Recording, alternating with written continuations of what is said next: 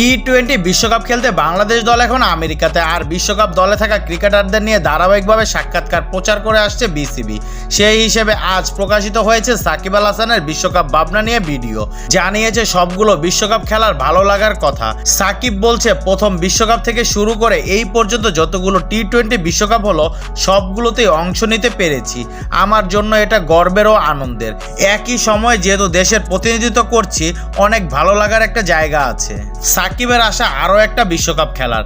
আমি এবং রোহিত শর্মাই হয়তো মাত্র দুইজন খেলোয়াড় যারা সবগুলো টি-20 বিশ্বকাপে খেলেছে। আশা করব আরও একটি বিশ্বকাপ যেন খেলতে পারি। তার আগে এই বিশ্বকাপে পারফরমেন্সটা যেন ভালো থাকে।